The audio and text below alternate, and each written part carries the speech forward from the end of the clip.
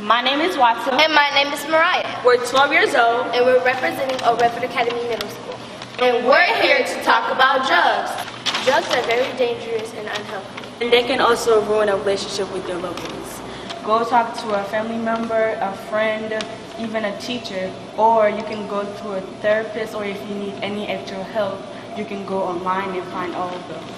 Hashtag not worth it.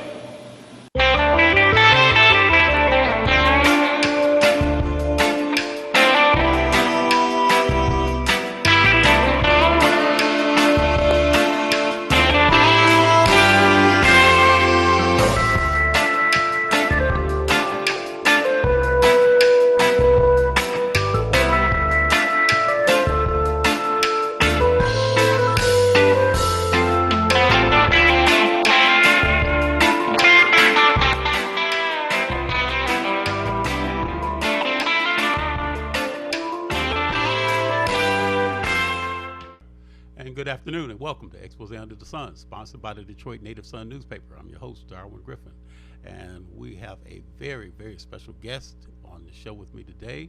But before we get started, our show is live. Our calling numbers are area code 313-868-0342, 313-868-0351, 313-868-4336.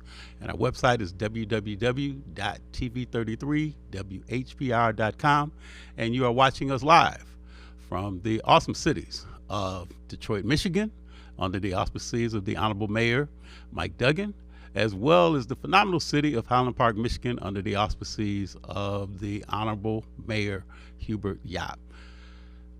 Before we get started, just wanted to make one quick announcement real quick. Brooksie's is presenting an All Red Everything hair show, and it's going to be this Sunday, December the 11th, 2022, and the address is 7625 West Warren. And the doors open about 4 o'clock in the afternoon, and the show is going to be from 6 p.m. to 8 p.m. And you can go online and get more information, or you can contact one of the individuals, Lily, at area code 248-935-9332. Again, that's the All Red Everything hair show. Okay. We've got a lot of things going on around in the city as well as in the suburbs. And a lot of people have people in their family that may have made a misstep in life, that may have been incarcerated, and are looking to get a second chance, in the community. And my guest today, she has an organization that's called Emergent Justice. And her name is Alicia, let me make sure I'm saying it right, Johnson, correct? Okay. Tell our viewing audience about what is Emergent Justice and what got you to start it. So Emergent Justice is an organization. We're a nonprofit. We're a 501c4 nonprofit organization that was put together by directly impacted folks, myself included, that is a model for community-led organizing, and is a home for returning neighbors. We hire returning neighbors, and we also do a lot of investing in them and also building folks up to be prepared for what the outside world is. Now, I like the term that you use now. Instead of saying returning citizens, you say returning neighbors. Yes. Why is that term now the buzzword now in terms of saying it like that? Yeah, I know in community organizing we tend to switch up our language a lot, but I think it's important for us to be mindful of the way that we use words, especially when you're describing a human. And I would think, there are lots of citizens of this country, but who would I want? Do I want a citizen living next to me, or would I like to have a neighbor living next to me? And I think that a lot of folks that are coming home and returning from doing time. They want to be welcome in the community, and when we have a community that is welcoming them, I feel like they do a lot better. So, what got you to start the organization Emergent Justice? Well, I'll tell you my story. Okay. So I grew up in a home with three. I was raised by three people, right? So my mom, my dad, and my grandmother. I was raised by them, and they all had like three competing ideas Okay. about what they told me about what the world was like and what I'd have to face when I got out there. And my father, who was a Black Panther, he believed that this was our country, that it was built off the sweat of our backs, and that we were to participate in all, community building and civics and all that kinds of stuff. So we should vote. We should take part in, being on councils and just being a part of the community.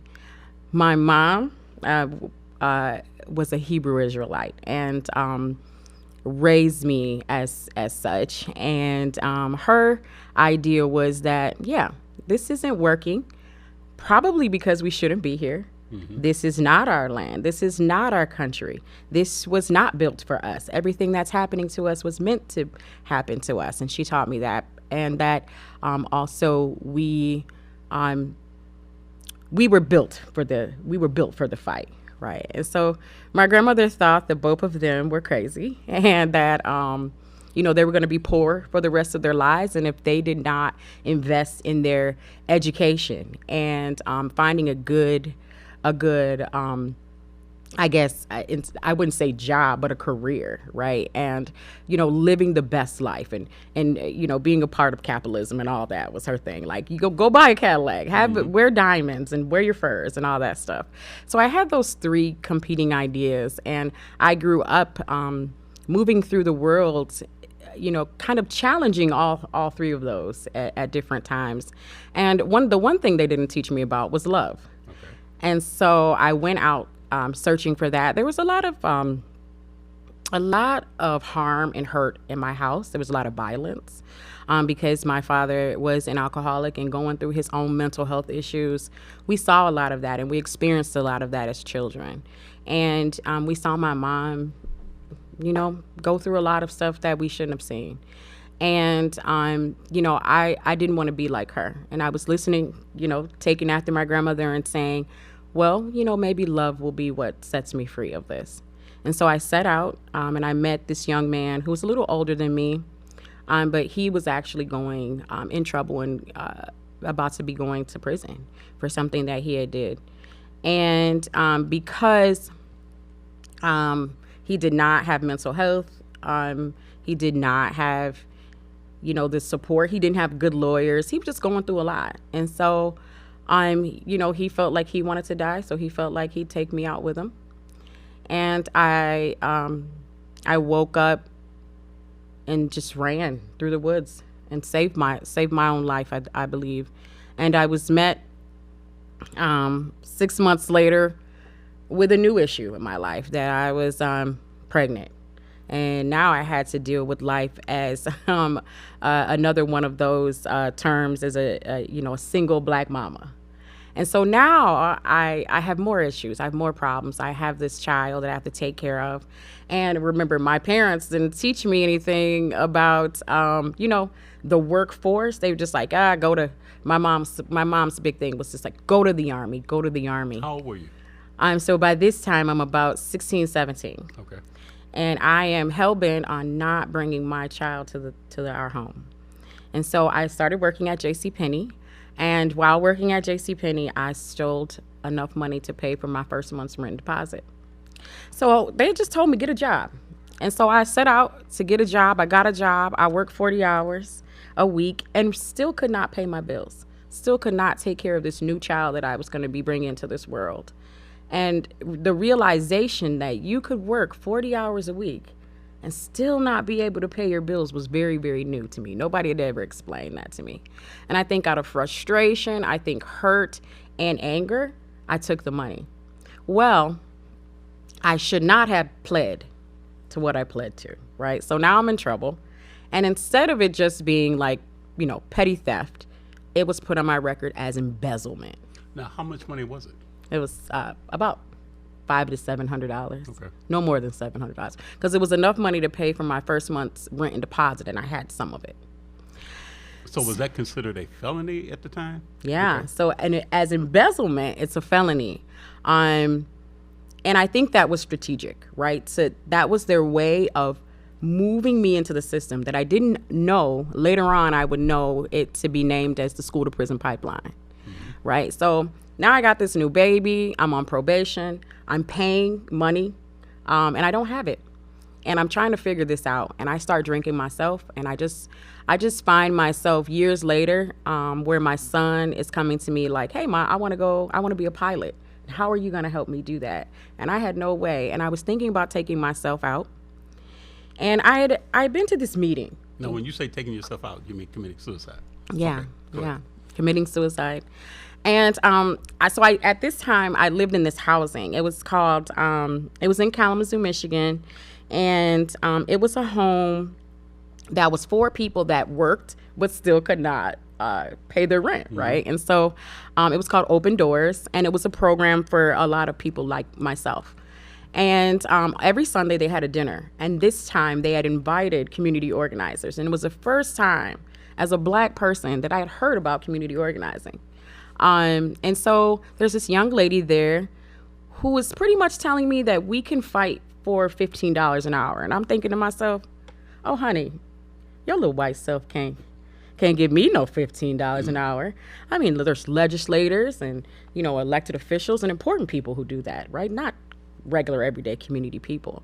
And she challenged me on that belief, and I just started hanging around with her, watching her. And then I met this organization called Michigan United.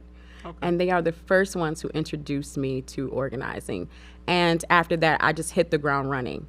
And I started to have names for all of the things that had been oppressing me all that time. I started to learn the language. I started to see things from another lens, because I was siloed and not what I realized is I didn't have the information.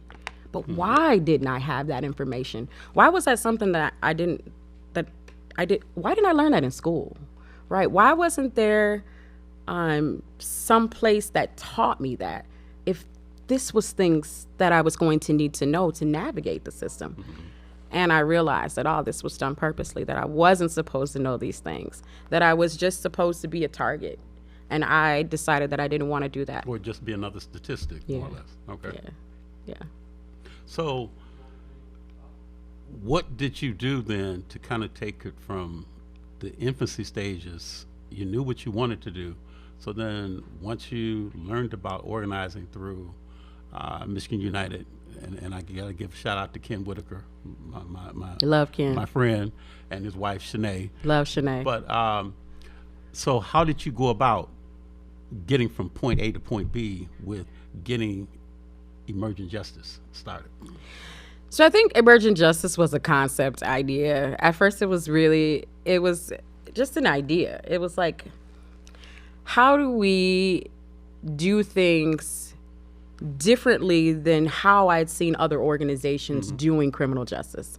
And I'd been a part of a few different organizations that did that, a part of leading and building those organizations. And this time, it would be me setting out on my own as a Black woman director in Detroit doing it. And I think for me, that was a big idea. I joined up with directly impacted folks like I have a few people that work with Crystal, OT, Angela, Deb, and we decided that we were going to center and foundate our organization in the idea of community taking care of each other. Okay. And what that looked like for us when it, in reference to criminal justice, was something called participatory defense. And our work is centered on that. And what participatory defense is in a nutshell is just people in the family, loved ones, advocating for someone who is either locked up or moving through the criminal legal system that needs support. And us coming and, in a sense, building a cradle for them where we help to humanize the person that is moving through that system. And we also help to show the prosecutor, the judge, and anyone else that needs to be shown that this person is a human and came from a situation or story. So everyone has a story, right? And as you heard my story of how I entered into the system, we share that story with the criminal legal system for them to see that this person had different things that happened to them or didn't happen to them. Yeah, and that's the one thing, that you look at the things that, like you said, that did happen or didn't happen that could have led them to do whatever it was that they did. So now, when you talk about kind of like a wraparound type service that you provide, what do you give to those individuals that may have made a mistake, or a misstep? What services do you give to them? So the first thing that we do is we do something called a social bio. And what the social bio does, it is it's a compilation of letters written by loved ones, pictures, any kinds of certificates that this person has gotten, pictures of them with their children, children and loved ones, again, writing stories or letters for them, and then them writing their own story. And just instead of showing up as a number, right, we help to this person to, first of all, tell their story to the court, right? Like we provide a way to do that. And then we also build a relationship, because a lot of times folks are given public defenders, and the defender is so bogged down with all the things that they have to do. They're not really being paid a lot of money to work with this person. And in my case, I did not ever see my defender to the day that they told me to plead. They told me what to plead to, and they pretty much told me if I didn't do that, I was going to end up in prison. And so I don't want to see that. I didn't want to see that happen for anyone else. And when we started to model participatory defense, it is a model. There's other participatory defense hubs all across this country. There is a our like mother organization is a group called Debug, and they're out in California.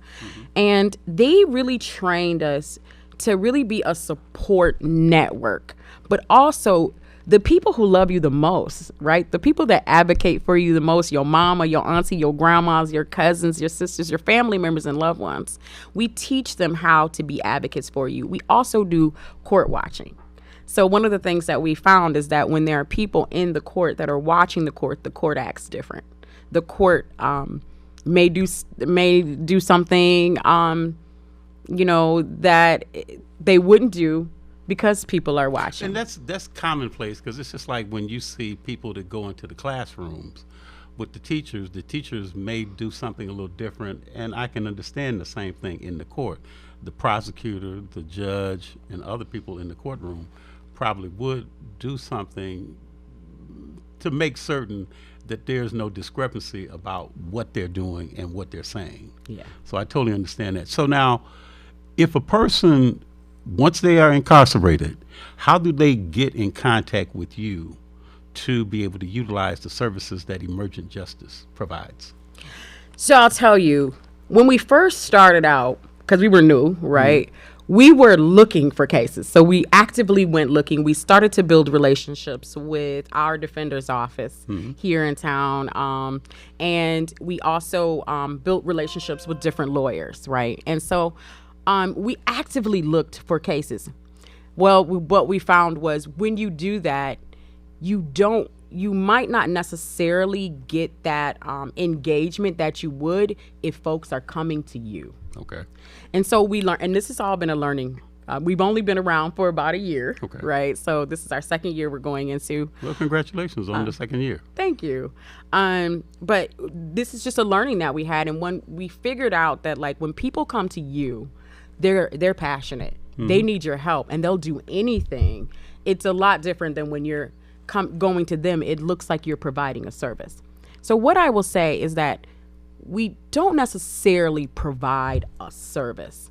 What we provide to you is what we feel that every community person should have. It's like support from your community. Okay. Support from people that look like you, right? And so we don't do this, and like I think when we say we provide a service, I think people then think we're working for them or we're going to do some kind of work. But what we want to do is see the family do the work, and we support them through that. So you want to facilitate that with them? Yes. Okay. And so okay. right now we have a wrongfully convicted unit that is doing that. And there's about 4 or 5 families that are in this wrongfully convicted unit that is led by one of my leaders, Deb.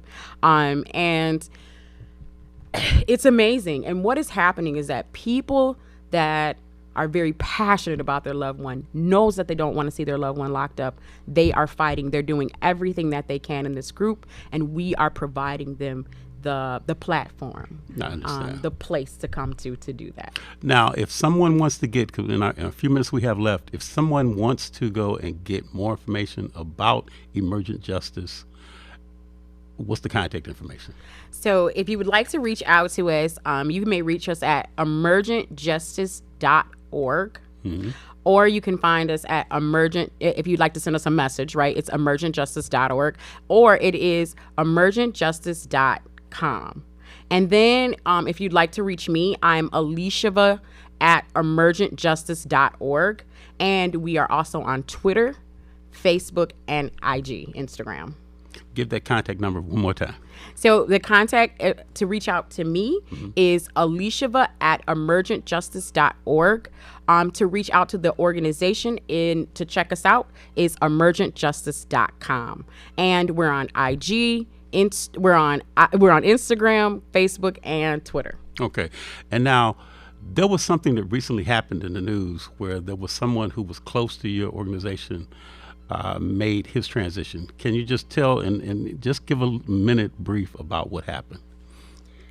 So there are so many people who are passionate about this work and that get out of prison and come to this work, and man, without them, I don't know where this work would be. And we have someone who we just lost this past weekend that I just feel just such a loss. And his name was Daniel. And I just really want to thank all the people who care about our Danny. And it's such a loss that our movement is going to feel with him being gone. He's a returning citizen, locked up when he was 16 years old, and came out with such a zest for making change. And it is really such a loss that our movement in Detroit is going to feel with him being gone. And you say he recently became a father? Yes, he recently became a father. I don't know if his baby is even 3 months old yet. I think the baby is very young. So I just like to ask that, when the family asks us support, that we all show up. Yeah, and it takes a village. Yeah, so we definitely want to make certain that everybody does their part, because it could be one of us that might be going through that. So our thoughts, our prayers, our sympathies, and our condolences go out to his family and his loved ones, as well. Thank you so much. And I really appreciate you having me on your show, Darwin. Well, I appreciate you coming on the show, and we definitely have to have you come back on the show again and talk about more of the successes that you've had, in doing what you do. We've got 1 minute left in the closing seconds of our show. Is there anything else that you'd like to say about your organization or to persons that might be going through some of the things that you can assist them with? Yes. So I just like to thank everyone who came out and voted in this past election. Mm-hmm. We definitely need to do more of that. I'd love for anyone who wants to talk about what we can do and connecting to the folks that are not really connected, right? So let's start to talk about how we build a village for them to come and live and get information. If anybody wants to talk to me about that, I'm really open to that. And I'd also love for anyone who has a person who they feel has been wrongfully convicted to please reach out to us and become a part of our group. because there are so many people that are sitting in prisons, sitting in prison cells that should not be there, that we have to fight for. We can't forget them. Okay. Well, you are a very, very much needed organization in our community. And so we definitely appreciate and salute all of your efforts. And if we can assist you in any way in the future, please don't be a stranger, okay? Thank you. You've been watching Expose Under the Sun, sponsored by the Detroit Native Sun News. And if you'd like to get a copy of the Detroit Native Sun newspaper, you can contact Ms. Valerie Lockhart at area code 313-457-5944. And again, we thank you, Alicia Johnson, with Emergent Justice. Thank you again, and have a great rest of this afternoon. And enjoy the holiday, and stay peaceful with your loved ones on Thanksgiving Day and soon after. Take care.